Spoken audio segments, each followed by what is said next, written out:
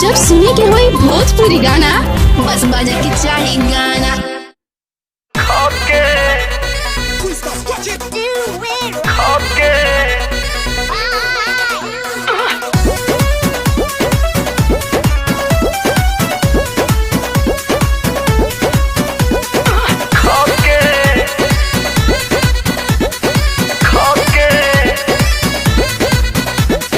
छोट मोट गिफ्ट एगो किन लीहा, सूट बूट नीमन पहिन लीहा।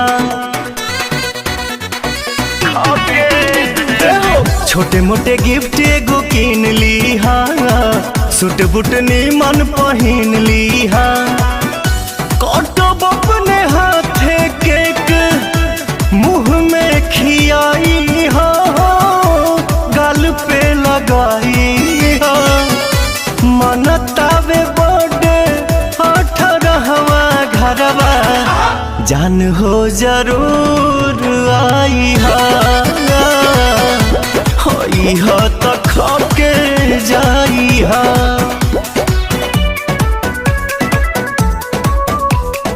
खाके जाई हा।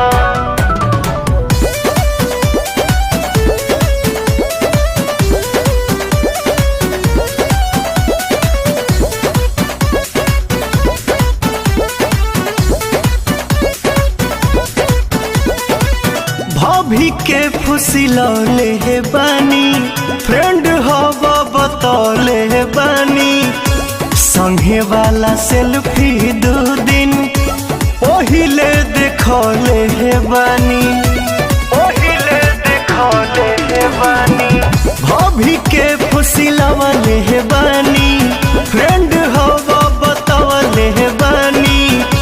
संगे वाला सेल्फी 2 दिन पहिले देखवले बानी।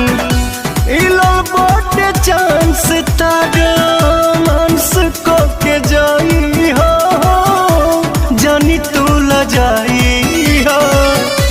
मनतावे बर्थडे 18वां घरवा, जान हो जरूर आई हा। हई हा तो खाके जाई हा।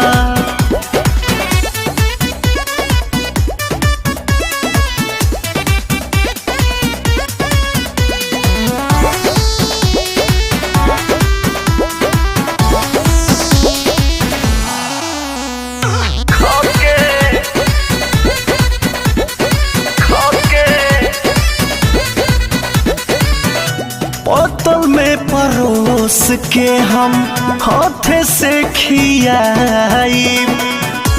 लव वाला सब बात पवन हो बताई, पवन हो बताई। बोतल में परोस के हम हाथे से खियाई।